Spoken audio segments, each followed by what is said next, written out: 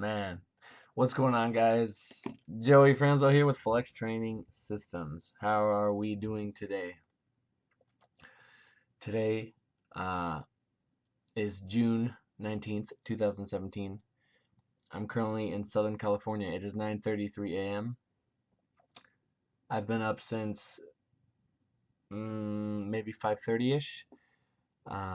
Today we had, as many of you guys know, Sean Noriega, aka my son, competing at IPF Worlds. Um, he really wanted to win first place at this competition. You guys have been following his prep. You know he's a very enthusiastic, passionate vocal lifter. Um, and he's had by far the best prep of his life, which is fucking crazy to me because every prep just gets better and better and better, and there's no slowing down in sight, um, which is encouraging to see. And it's very rewarding to see somebody grow like that. And made it to the world stage, competed against a lot of tough countries, but really it came down to United States. John Gruden versus Sean, and because they were so far ahead of the pack, there wasn't really much. It was pretty much them versus each other. They both were very competitive lifters. I know that various news or powerlifting news, social media outlets were kind of hyping them up, between Sean and John. And, it created a little bit of anticipation, I guess you could say. Sean is a very competitive lifter. He wants to win and be the best at everything that he does. And that's why, he excels not only on the platform, but just, in life with other things. Um, I'm going to try to do an interview with him over Google Hangout when he gets back, and then record it and play it here for you guys. I'm not sure what the quality is going to be like. I might do something else if the audio can be better. Like if I could just do audio only and it's going to be good, then I'll do that. But basically, I just wanted to give you guys a summary and talk about what happened at the end, because obviously, a lot of people are tripping out. And then I'm gonna go through kind of my reaction, my feelings, and then my thoughts moving forward and stuff like that. So, um, coming out of the squat, they both hit 600 pounds. Sean had a really, really strong second. 6'11" should have been no problem, but he said that he set up too narrow and he ended up falling back. So could have been nerves, could have been a lot of different things. 600 pounds though was fantastic.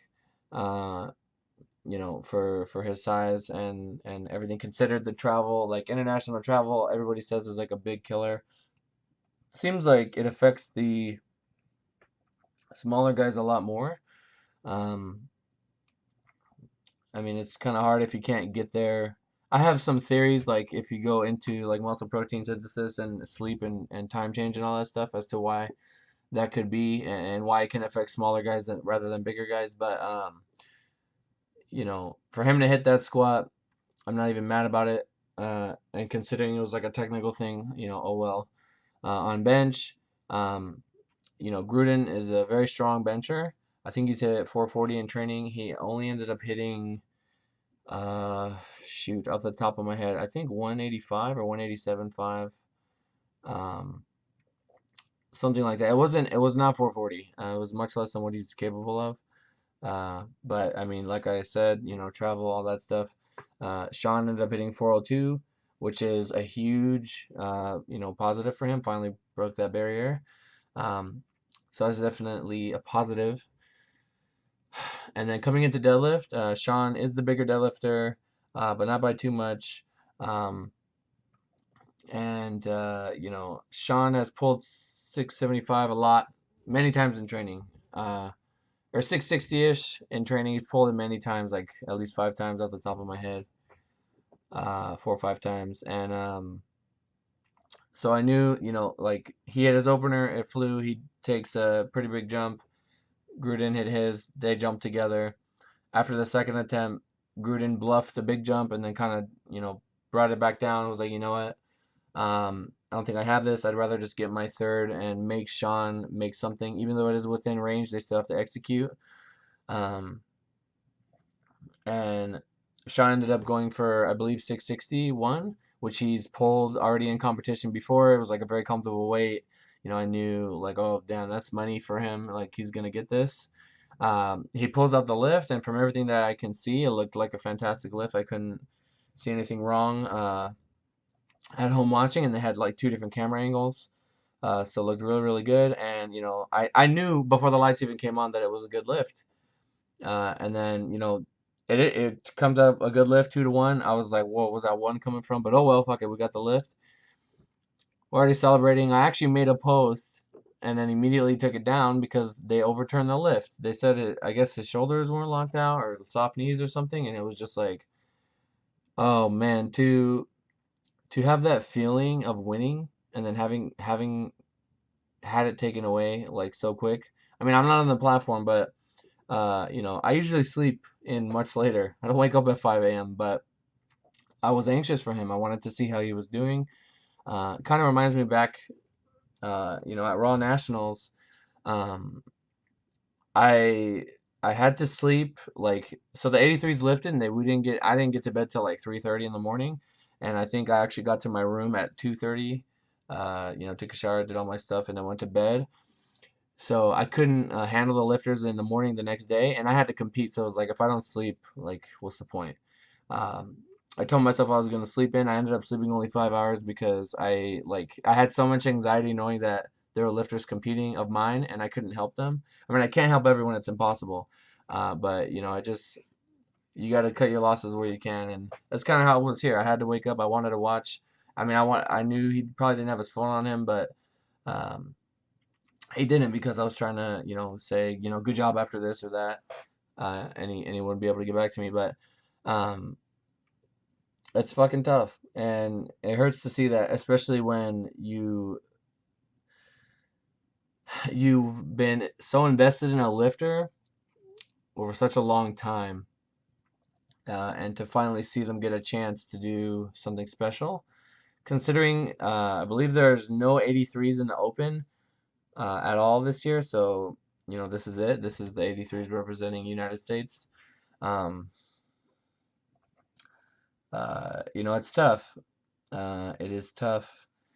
But, immediate. So let's go through my reaction. First, I was fucking pissed. I was like, man, I'm going to tell you guys something. A long time ago, I left a passion of mine that I was a part of for fucking almost 10 years.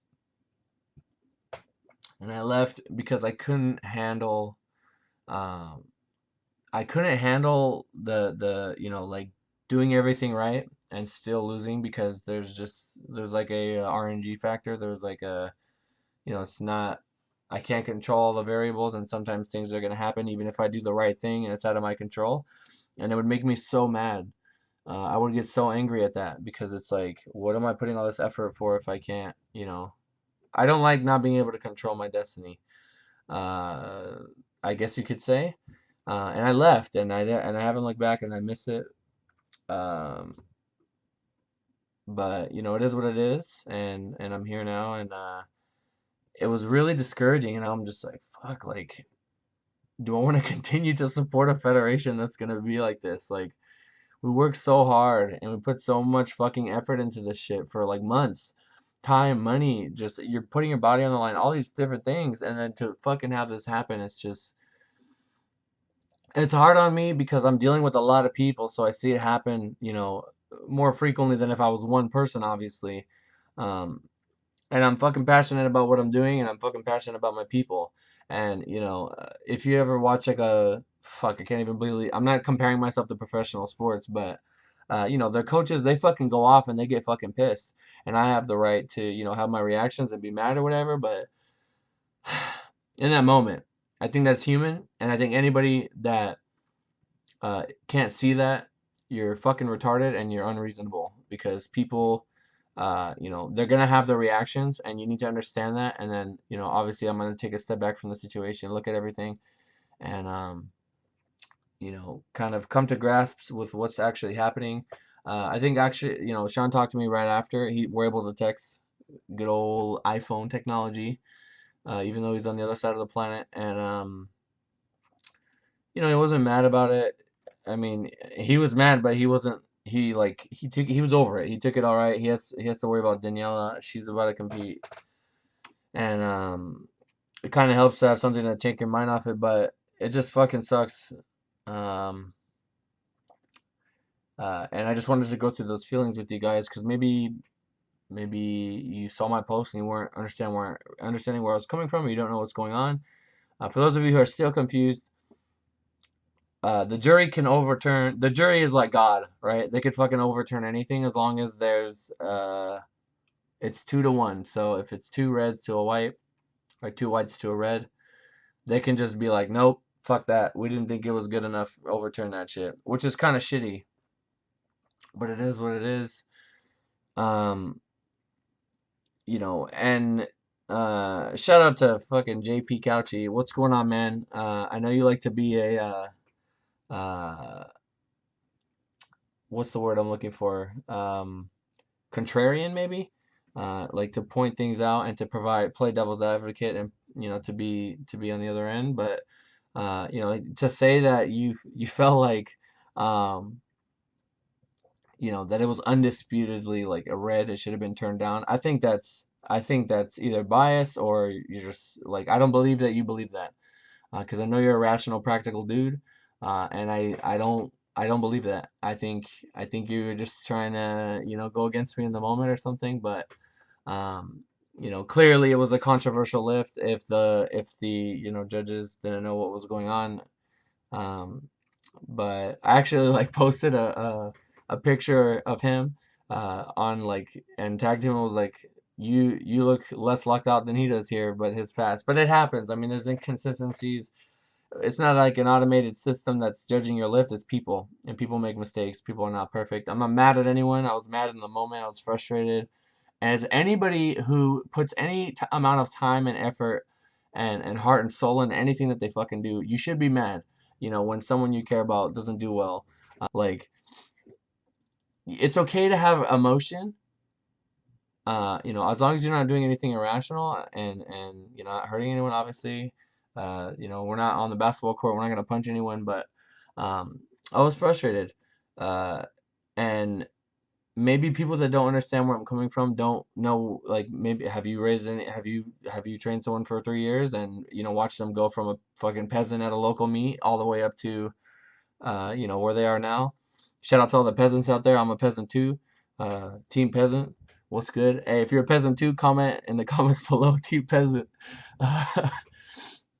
No, but seriously, it's like anything in life. Especially, dude, with my fucking girlfriend. When anything goes wrong with her, it just fucking kills me, to the point where, like, I don't even want to do this shit anymore, because it's like I need to have no, why am I so emotionally attached? Why am I so emotionally attached to how my lifters do? I guess it's like a double-edged sword. It's a good thing because I'm gonna put everything into the training, but at the same time, it just sucks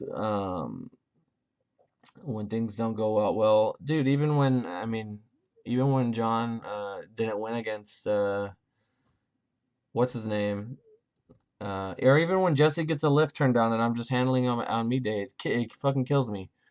It breaks my heart, because these guys put everything into this shit. So, again, I'm not mad at anyone, and congratulations to everyone and all parties involved. Gruden ended up winning, even if like it was like a weird way to win. But he was the stronger dude on the day, according to the judges. And I think Sean left a good amount off the platform, and that primetime session in October is going to be insane, insane. I can't wait for that rematch. And this is all in good fun, guys. There's no, like, animosity here. I don't hate. I don't like Nobody hates anyone. It's just, it's good. It's good for the sport to have competition, but beware, because there is a new challenger approaching, and the 83s are going to be, um, definitely something that people are going to be talking about after. Um, but yeah, also, shout out to the Team USA coaches. I know Sean could be a handful, but you know, he's just passionate and he wants to cover all angles. And uh, I thank you for putting him in that position on the day. Um, and yeah, I think it was a really interesting session. Um, well, fucking everything seemed pretty straightforward, and then we had that twist at the end. But yeah, guys, I mean that's what IPF Worlds is all about. You're gonna have cool things like this happening here and there. So next thing to look out for, you're gonna try to watch the 105s because we have a crazy close battle there. That's gonna be hyped. Chris Love's probably gonna pull 900. Garrett Blevin's gonna take an open world squat record. Um, and Bryce is gonna try to break 2K. So it's gonna be sick. We'll see what happens. But yeah, guys, thank you so much for listening. Got a little personal in this one, but um, it's all good. I think, like I said, I'm taking you guys along this journey with me, and I want you guys to experience these things, even if it is just listening to me through a YouTube video. But yeah, thank you guys so much for listening, and I will talk to you in the next one.